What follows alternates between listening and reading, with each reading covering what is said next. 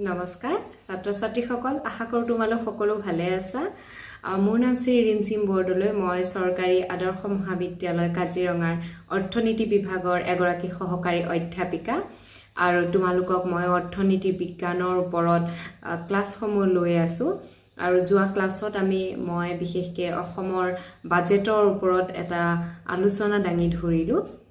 আৰু মই ভাবিছো তোমালোকে সকলোৱে সেই ভিডিওটো চাইছা তোমালোকৰ বাবে মই সেই ভিডিওটো কৰিছিলো আৰু যোৱা বাজেটৰ আগতে মই তোমালোকক যি আমাৰ উপভোক্তাৰ ভাৰসাম্য কিদৰেনো আমি পাম যেতিয়া আমি মাৰ্জিনেল ইউটিলিটি এনালাইসিস ইউজ কৰিম বা যাক আমি কওঁ কাৰ্ডিনেল ইউটিলিটি এনালাইসিস হে কাৰ্ডিনেল ইউটিলিটি এনালাইসিসৰ কমপ্লিট পাৰ্টটো আমি যোৱা ক্লাছত আমি শেষ কৰিছো আৰু সেই ক্লাছতে মই তোমালোকক পঢ়াইছিলো যে আমি উপভোক্তাসকলৰ ভাৰসাম্য কিদৰে আমি কাৰ্ডিনেল ইউটিলিটি এপ্ৰোচৰ থ্ৰুৰেদি আমি কি কৰিব পাৰো লাভ কৰিব পাৰো আৰু আমি ইউটিলিটিৰ দুটা এপ্ৰোচ পাইছিলো এটা কাৰ্ডিনেল ইউটিলিটি যাৰ থিংকিংটো এটো আছিল যে আমাৰ যেটো উপযোগিতা সেই উপযোগিতাক আমি সংখ্যাৰে পৰিমাপ কৰিব পাৰো ইউটাইলছৰ জৰিয়তে আমি পৰিমাপ কৰিব পাৰো বা আমি ইয়াক কি কৰিব পাৰো মানি টাৰ্মছত আমি ইয়াক পৰিমাপ কৰিব পাৰো কিন্তু এতিয়া আমি পঢ়িম তাৰ যেটো অপোজিট সাইডটো অৰ্থাৎ আমি পঢ়িম অৰ্ডিনেল ইউটিলিটি এপ্ৰোচ এটো অতিকৈ গুৰুত্বপূৰ্ণ হয় উপভোক্তাৰ ভাৰসাম্যৰ অধ্যায়ৰ এটি গুৰুত্বপূৰ্ণ পাৰ্ট হয় এটা পাৰ্ট আমি পঢ়িলো কাৰ্ডিনেল ইউটিলিটি এনালাইসিসৰ আৰু আজি আমি পঢ়িম অৰ্ডিনেল ইউটিলিটি এনালাইসিস মানে কি আৰু ছাত্ৰ ছাত্ৰীসকল মোৰ সেই ইউটিলিটিৰ ক্লাছসমূহৰ মই প্ৰথমতে কৈছিলো যে কাৰ্ডিনেল মানে আছিল সংখ্যাগতভাৱে যেতিয়া আমি উপযোগিতাটো পৰিমাপ কৰো তেতিয়া এটো কাৰ্ডিনেল বুলি নামকৰণ কৰিছিলো আৰু যেতিয়া আমি আমাৰ উপযোগিতাক আমি সংখ্যাৰে পৰিমাপ কৰিব নোৱাৰি ইয়াক গুণগত মানদণ্ডৰে যেতিয়া আমি আমাৰ উপযোগিতাক আমি যেতিয়া পৰিমাপ কৰিবলৈ যাম একচুয়ালি পৰিমাপ বুলি কলো ভুল হ'ব আমি যেতিয়া গুণগতভাৱে যেতিয়া আমি ইয়াক অধ্যয়ন কৰিবলৈ যাম তেতিয়া আমি যেটো পাম তাক আমি কি বুলি কোৱা হয় অৰ্ডিনেল ইউটিলিটি এনালাইসিস বুলি কোৱা হয় এটা কথাটো হল যে অৰ্ডিনেল ইউটিলিটি এনালাইসিসৰ আমি যেনেকৈ আমি কাৰ্ডিনেলৰ ক্ষেত্ৰত মাৰ্শেলৰ নামটো আমি ফাৰ্ষ্টতে লৈছিলো অৰ্ডিনেল ইউটিলিটি এনালাইসিসৰ ক্ষেত্ৰত আমি নাম ল'ব লাগিব কাৰ হিক্স আৰু এলেনৰ নাম ল'ব লাগিব হিক্স আৰু এলেনে কি কৰিছিলে এই অৰ্ডিনেল ইউটিলিটি এপ্ৰোচটো পপুলাৰাইজড কৰিছিলে তেওঁলোকে বহুলভাৱে ইয়াক ব্যৱহাৰ কৰিছিলে আৰু এই অৰ্ডিনেল ইউটিলিটি যিসকল অৰ্থনীতিবিদসকল আছে তেওঁলোকে এটা কথাই বিশ্বাস কৰে যে উপযোগিতা এটা সম্পূৰ্ণৰূপে মানসিক অৱস্থা আৰু এই উপযোগিতাক আমি কোনো কাৰণতে কি কৰিব নোৱাৰো সংখ্যাৰে পৰিমাপ কৰিব নোৱাৰো আৰু যেহেতু ই সম্পূৰ্ণৰূপে এটা মানসিক অৱস্থা ইয়াক আমি সংখ্যাৰে পৰিমাপ কৰিব নোৱাৰো গতিকে ইয়াৰ থৰেদি আমি অৰ্ডিনেল ইউটিলিটিৰ জৰিয়তে আমি কেনেকৈ বস্তুৰ ক্ষেত্ৰত আমাৰ উপযোগিতাটোৰ ক্ষেত্ৰত আমি কেনেকৈ পৰিমাপ কৰিম তেতিয়া তেওঁলোকে এটা কথা কৈছিল যে আমি ৰেংকিং কৰিব পাৰিম অৰ্থাৎ মই সাপোজ তিনিটা ফল খাইছো তিনিটা ফ্ৰুইটস খাইছো আম আপেল কমলা তিনিটা ফ্ৰুইটস খাইছো আৰু according to the ordinal utility approach বা একৰ্ডিং টু দা অৰ্ডিনেলিষ্ট অৰ্থনীতিবিদসকলৰ মতে আমি কেতিয়াও কি কৰিব নোৱাৰো আমাৰ যি উপযোগিতাটো যেটো মানসিকভাৱে সন্তুষ্টি তাক আমি সংখ্যাৰে মেজাৰ কৰিব নোৱাৰো অৰ্থাৎ আমি কেই টকা দি আম কিনি আনিছো হেতুৰ জৰিয়তে আমি কি কৰিব নোৱাৰো যে আমি আমৰ উপযোগিতাটো প্ৰকাশ কৰিব নোৱাৰো যেটো নেকি আমি কাৰ্ডিনেলত কৰিছিলো এটা আমি অৰ্ডিনেলৰ মতে কি কৰিম আম কমলা আৰু আপেল বুলি কলো এই তিনিটা ফল আমি উপভোগ কৰিলো হয়নে এতিয়া মই তিনিটাৰ ভিতৰত কোনটোক বেছি ভাল পালো সাপোজ তিনিটা খাই পেলাই মই বেছিকে ভাল পালো আম তে আমক মই ফাৰ্ষ্ট ৰেংক দিম আমক কি কৰিম 1 নম্বৰ লিখি পেলাই মই আমৰ নাম লিখিম তাৰ পিছত মই কমলা আৰু আপেলৰ ভিতৰত কোনটো ভাল পালো যে মই আপেল ভাল পালো আপেলক মই 2 নম্বৰ ৰেংক দিম অৰ্থাৎ একৰ্ডিং টু দা অৰ্ডিনেলিষ্ট বা according to the ordinal utility approach আমি আমাৰ প্ৰিফাৰেন্স বিলাক আমি আমাৰ উপযোগিতাক আমি কি কৰিব পাৰো ৰেংকিং কৰিব পাৰো থ্ৰু ৰেংকিং মেথড ৰেংকৰ জৰিয়তে আমি আমাৰ উপযোগিতাখিনি সজাব পাৰো যাক বেছি ভাল পাইছো তাক ফাৰ্স্ট ৰেংক দিম যাক অলপ কম তাক আমি সেকেন্ড ৰেংক দিম তেনেকৈ আমি কন্টিনিউয়াসলি কি কৰিম আমাৰ উপযোগিতাক বা আমাৰ যেটো প্ৰিফাৰেন্স বেছি মানে কি তাৰ পৰা আমি বেছি উপযোগিতা পাইছো কোনোবা এটা বস্তুক অগ্ৰাধিকাৰ কেতিয়া আমি বেছিকে দিম যেতিয়া সেই বস্তুটো উপভোগ কৰি কনজিউম কৰি আমি তাৰ পৰা যেতিয়া বেছি উপযোগিতা লাভ কৰিবলৈ সক্ষম হম তেতিয়াহে আমি সেই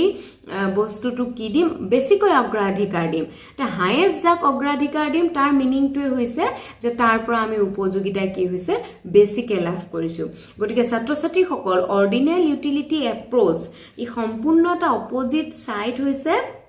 কাৰ্ডিনেল ইউটিলিটি এপ্ৰোচৰ কাৰ্ডিনেলিষ্ট সকলে এটো বিশ্বাস কৰিছিল যে আমি উপযোগিতা কি কৰিব পাৰো সংখ্যাৰে পৰিমাপ কৰিব পাৰো বা ইয়াক আমি মানি টাৰ্মছলো কি কৰিব পাৰো আমি ইয়াক ট্ৰান্সফাৰ কৰিব পাৰো আমাৰ কি হয় ক্যালকুলেশনৰ সুবিধাৰ কাৰণে আমি আমাৰ উপযোগিতাটো কি কৰিব পাৰো মিজাৰ কৰিব পাৰো কিন্তু অ্যাকৰ্ডিং টু দা অৰ্ডিনেলিষ্ট বা according to the ordinal utility approach আমি কোনো কাৰণতে উপযোগিতাক আমি কি কৰিব নোৱাৰো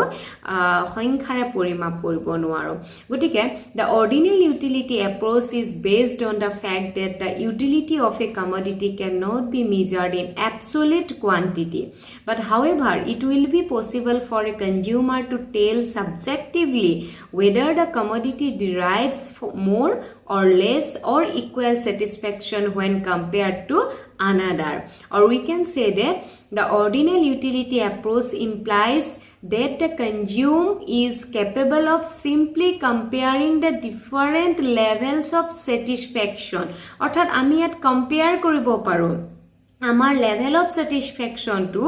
আম খাই আমি জিমান level of satisfaction পাইছো আমি আপেলৰ লগত compare কৰিছো ঠিক তেনেদৰে আপেল খাই আমি জিমান level of satisfaction পাইছো হেতু আমি কমলাৰ লগত তুলনা কৰিছো অৰ্থাৎ অৰ্ডিনেল ইউটিলিটি এপ্ৰোচৰ মতে কি হৈছে আমি আমাৰ কনজাম্পচনৰ পৰা যিখিনি আমি উপযোগিতা লাভ কৰিম সেই উপযোগিতাখিনিক আমি কি কৰিব পাৰো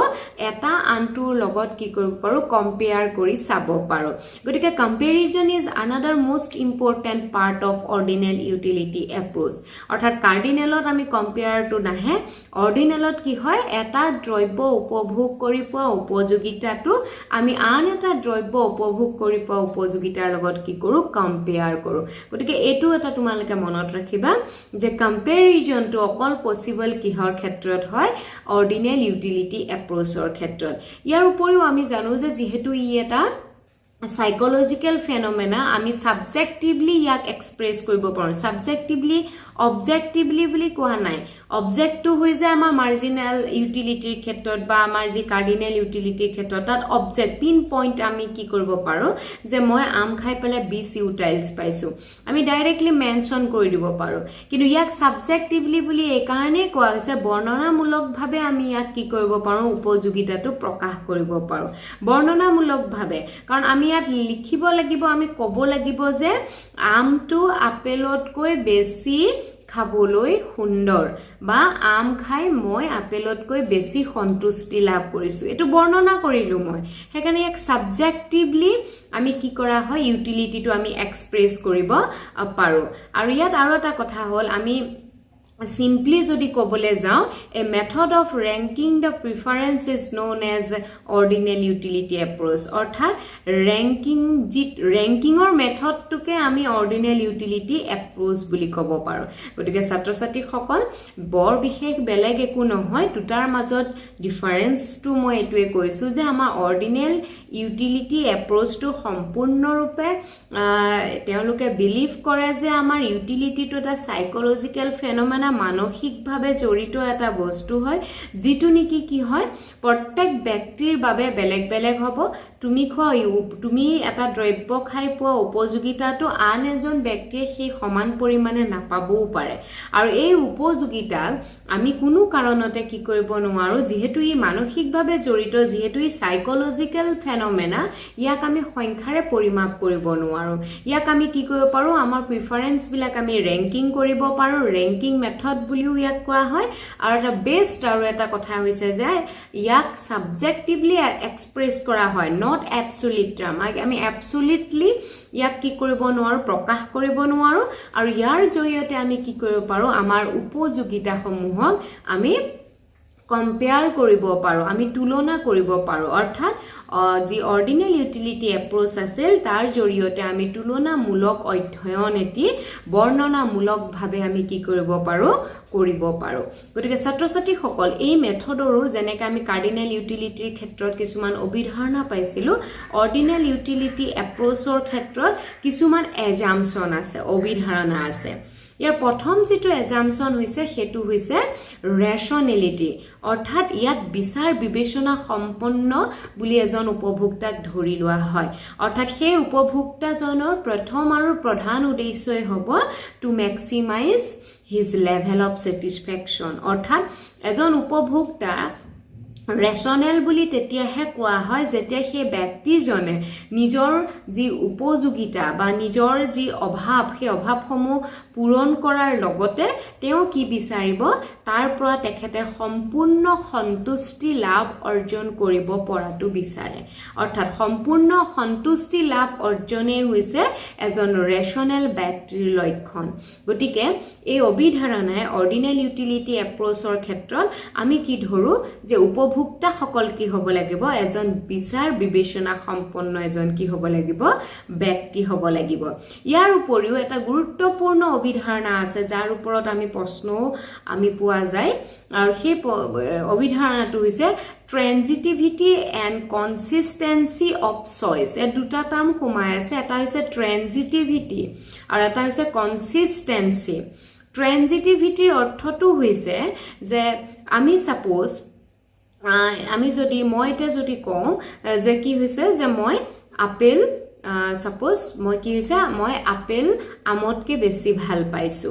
ঠিক আছে ঠিক তেনেদৰে মই আমতকৈ বেছি ভাল আপেল আমতকৈ বেছি ভাল পাইছো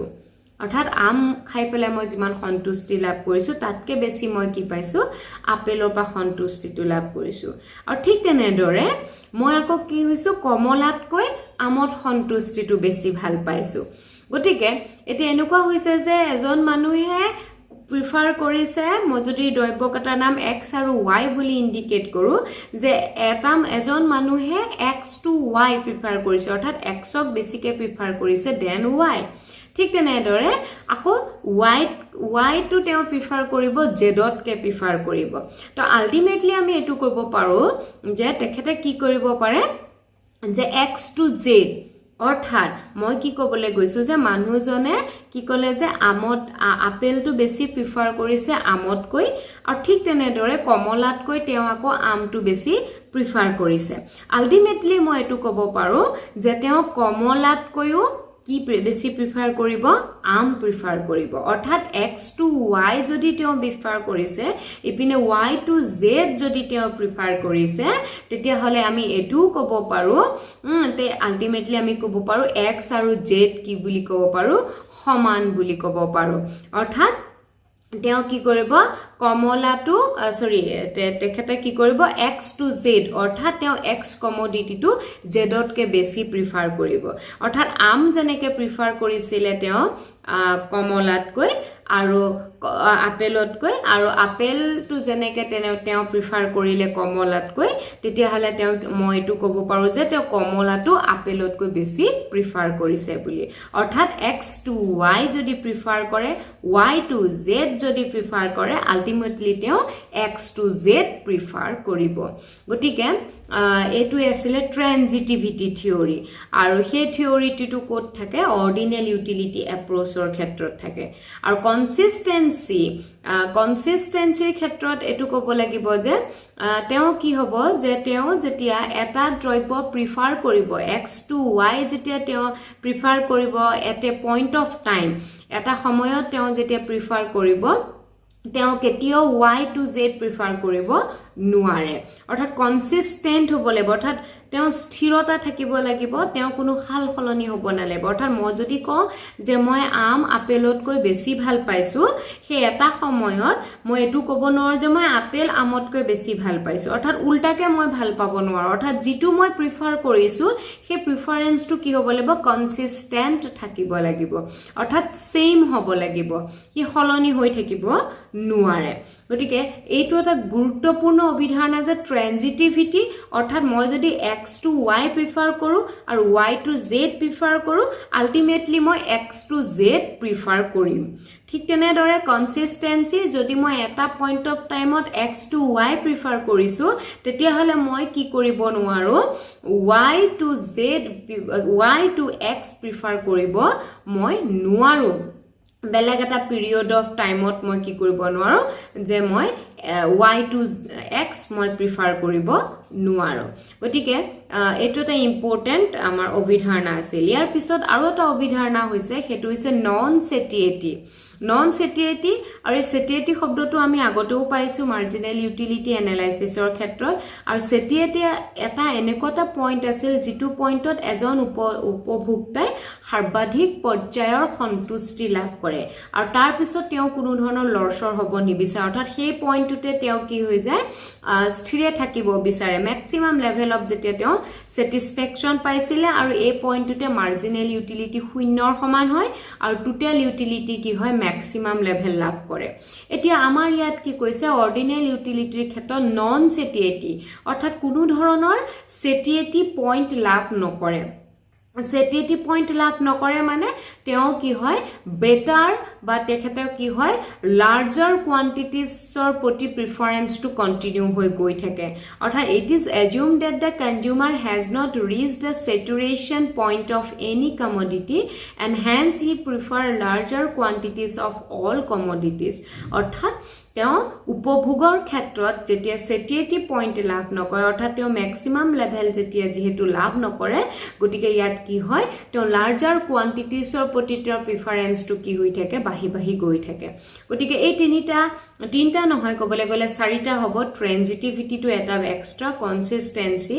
ৰেশনেলিটি আৰু আমি পালো নন সেটিয়েটি এই চাৰিটা হৈছে ইম্পৰ্টেন্ট আমাৰ assumption of ordinal utility analysis এতিয়া আমি চাও ডিফাৰেন্স কাৰ মাজত ডিফাৰেন্স কাৰ্ডিনেল আৰু অৰ্ডিনেল তো ইয়াত মই এখন টেবুল দেখাইছো আৰু টেবুলৰ জৰিয়তে সহজে এটো বস্তু দেখুৱা গৈছে যে প্ৰথম ক্ষেত্ৰত আমি দেখিছো proposed by ফাৰ্স্ট কলমত proposed by ক্ষেত্ৰত আমি দেখিছো যেটো কাৰ্ডিনেল ইউটিলিটি এনালাইসিস আছিল হেতু কোনে দিছিলে মাৰ্শালে দিছিলে কাৰণে কেতিয়াবা কাৰ্ডিনেল ইউটিলিটি এনালাইসিসক আমি মাৰ্শালিয়ান ইউটিলিটি এনালাইসিস বুলিও কওঁ অৰ্ডিনেল ইউটিলিটি এনালাইসিস টু কোনে দিছিলে জে.আৰ. হিক্স আৰু এলেনে দিছিলে আৰু সেই কাৰণে to Hicks and Allen utility approach বুলি কোৱা হয় আৰু যদি আমি ৰিয়েলিস্টিক গ্ৰাউণ্ডৰ পৰা চাওঁ মানে কোনটো বেছি ৰিয়েলিস্টিক হয় তেতিয়া আমি কোনটোক বেছি ৰিয়েলিস্টিক বুলি কম অৰ্ডিনেল ইউটিলিটি এপ্ৰোচক আমি ৰিয়েলিস্টিক এপ্ৰোচ বুলি কম কাৰণ আমি ইউটিলিটি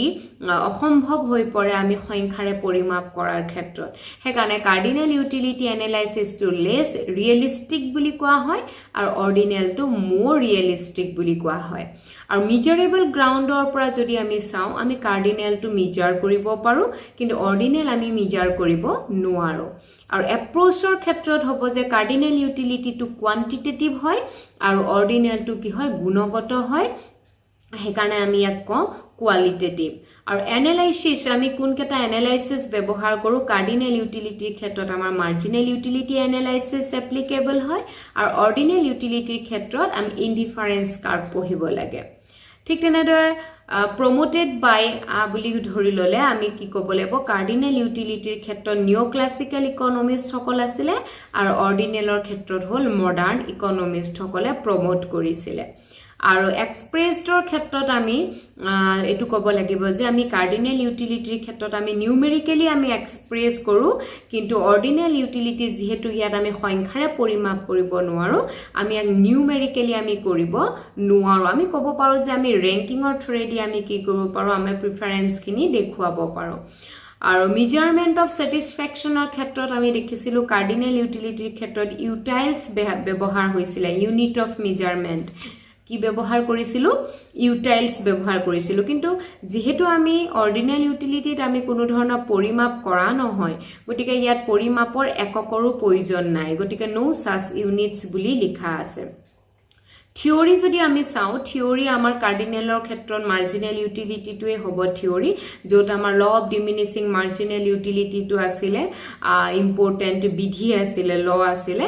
আৰু অৰ্ডিনেল ইউটিলিটিৰ ক্ষেত্ৰত হৈ যাব ইনডিফাৰেন্স কাৰ্ভ এনালাইসিস বা বাজেট লাইন হেবিলাক আহি যাব অৰ্ডিনেল ইউটিলিটি এনালাইসিস যাৰ জৰিয়তে আমি কি দেখাব পাৰো উপভোক্তাৰ ভাৰসাম্যটো আমি দেখাব পাৰো আৰু যদি আমি প্ৰকৃতিৰ বিষয়ে চাও নেচাৰটো চাও তে কাৰ্ডিনেল ইউটিলিটি এনালাইসিসটো সাইকোলজিক্যাল বুলি কোৱা হৈছে আৰু অৰ্ডিনেল ইউটিলিটিটো ৰিয়েল এণ্ড কম্পেৰেবল বুলি কোৱা হৈছে অৰ্থাৎ আমি অৰ্ডিনেল ইউটিলিটিৰ জৰিয়তে আমি কম্পেয়াৰ কৰিব পাৰো এটা ৰিয়েলৰ আখ্যাটো এই কাৰণে দিছে কাৰণ সকলো মতটো এইটোৱে যে আমি আমাৰ প্ৰিফাৰেন্সটো আমি আমাৰ উপযোগিতাটোক আমি কি কৰিব পাৰো প্ৰকাশ কৰিব পাৰিম বা আমি এক ৰেংকিং কৰিব পাৰো কিন্তু ইয়াক আমি কি কৰিব নোৱাৰো কোনো কাৰণতে সংখ্যাৰে পৰিমাপ কৰিব নোৱাৰো গতিকে ই মোৰ প্ৰ্যাকটিক্যাল বুলি কোৱা হয় মোৰ ৰিয়েলিস্টিক থিওৰি মোৰ প্ৰ্যাকটিক্যাল থিওৰি নামত আখ্যা দিয়া হয় গতিকে ছাত্ৰ ছাত্ৰীসকল আজি আমি পঢ়িলো অৰ্ডিনেল ইউটিলিটি এপ্ৰোচটো কি অৰ্ডিনেল ইউটিলিটি এপ্ৰোচৰ গুৰুত্বপূৰ্ণ যিখিনি অভিধাৰণা আছিল হেখিনি পঢ়িলো আৰু লগতে পঢ়িলো যে ই কাৰ্ডিনেল ইউটিলিটি লগত কেনেদৰে ডিফাৰেন্সিয়েট হৈ আছে বা ইয়াৰ পাৰ্থক্যসমূহ ইয়াৰ পিছৰ ক্লাছত আমি পঢ়িম নিৰপেক্ষ ৰেখা বা যাক আমি কওঁ ইনডিফাৰেন্স কাৰ্ভ আৰু ইনডিফাৰেন্স কাৰ্ভৰ বহুত গুৰুত্বপূৰ্ণ কিছুমান আমি পাৰ্ট পঢ়িবলগীয়া আছে ইয়াৰ প্ৰপাৰ্টিজখিনি পঢ়িবলগীয়া আছে যাৰ ওপৰতে আমাৰ ম্যাক্সিমাম কম্পিটিটিভ এক্সামত আমাৰ প্ৰশ্নসমূহ দিয়াটো দেখা পোৱা যায় গতিকে তোমালোকে ভিডিঅ'সমূহ চাই যাবা শ্বেয়াৰ কৰিবা লাইক কৰিবা আৰু সাবস্ক্ৰাইব কৰিবলৈ নাপাহৰিবা ধন্যবাদ